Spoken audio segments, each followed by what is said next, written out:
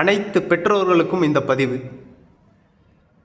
ஒரு 10 ரூபா உங்கள் பையனோ உங்கள் மகளோ உங்ககிட்ட வந்து கேட்குறாங்க அப்படின்னா, உழைப்போட அருமை என்னன்னு சொல்லி கொடுங்க. அந்த பணத்தை நீங்கள் எடுத்தோன்னே தூக்கி கொடுக்காதீங்க.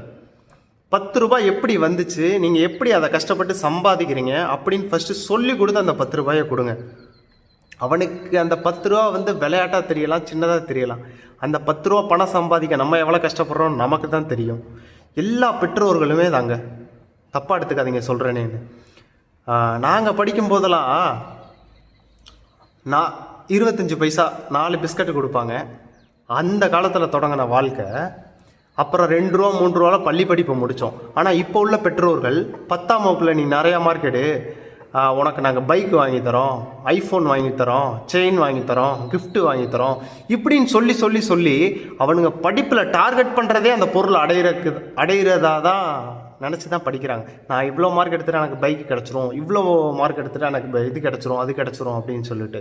அப்போ கான்ஸ்டன்ட் ஃபுல்லாமே பைக் மேலேயும் பொருள் மேலேயும் தான் போகுமே தவிர படிப்பு மேலே கொஞ்சம் கூட இருக்காதுங்க. அதனால் தயவு செஞ்சுங்க, நீங்கள் எவ்வளோ கஷ்டப்பட்டு பணம் சம்பாதிச்சு படிக்க வைக்கிறீங்கன்றத பிள்ளைங்களுக்கு சொல்லி கொடுங்க. சொல்லி கொடுக்குறதுனால தப்பே கிடையாதுங்க.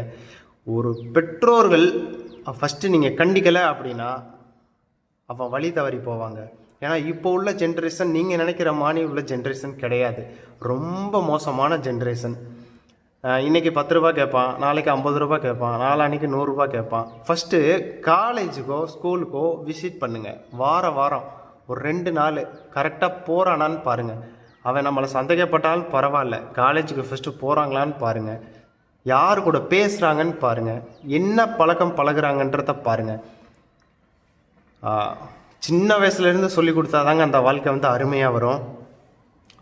5ல் வளையாதது 50ல் எப்போவுமே வளையாது.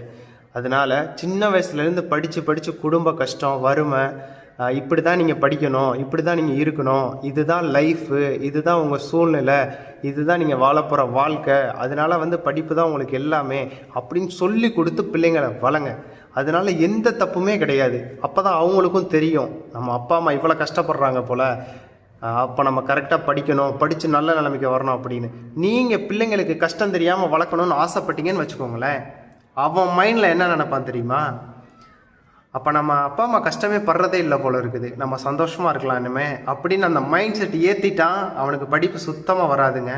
அதனால தான் சொல்கிறேன், பிள்ளைங்களுக்கு கஷ்ட நஷ்டங்களை சொல்லி 10 ரூபா கேட்டாலும் சரி, அந்த 10 ரூபாய் எப்படி கஷ்டப்பட்டு சம்பாதிக்கிறேன்றத சொல்லி கொடுங்க. அப்போ தான் அவன் அடுத்த 10 ரூபா கேட்குறதுக்கு முன்னாடி எல்லாமே அவன் யோசிச்சு